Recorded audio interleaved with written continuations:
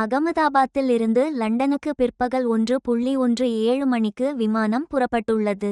பிற்பகல் 1:38 மணியளவில் 825 அடி உயரத்தை விமானம் எட்டியதும் கீழே விழுந்து விபத்துக்குள்ளாகியுள்ளது.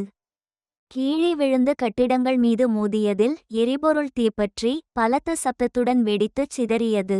விமான நிலையத்திலிருந்து சற்று தூரத்தில் உள்ள மேகனி நகர் பகுதியில் விமானம் விழுந்து சம்பவ இடத்திலேயே விமானத்தில் குஜராத் முன்னாள் முதலமைச்சர் விஜய் ரூபானி இருந்துள்ளார். விபத்தை தொடர்ந்து அகமதாபாத் விமான நிலையம் தற்காலிகமாக மூடப்பட்டது. மீட்பு பணிகள் போர்க்கால அடிப்படையில் நடப்பதாக தெரிவிக்கப்பட்டுள்ளது. விமானத்தில் 230 பயணிகள், 10 கேபின் பணியாளர்கள் மற்றும் 2 விமானிகள் என 242 பேர் மொத்தமாக இருந்தனர். பலர் சம்பவ இடத்திலேயே உயிரிழந்து விட்டாலும் ஒரு சிலர் காயங்களுடன் மீட்கப்பட்டு மருத்துவமனைகளுக்கு கொண்டு செல்லப்பட்டனர்.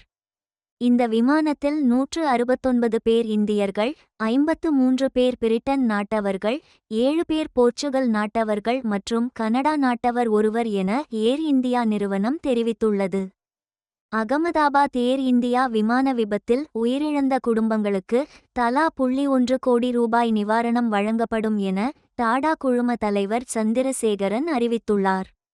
இந்நிலையில் இந்த கோர விபத்தில் இருந்து ஒரு பயணி மட்டும் உயிரோடு தப்பியுள்ளார். அதன்படி இருக்கை எண் 11A-வில் பயணம் செய்த விஸ்வாஷ் குமார் என்பவர் உயிர் தப்பியுள்ளதாக அகமதாபாத் காவல் ஆணையர் GS மாலிக் தகவல் தெரிவித்துள்ளார்.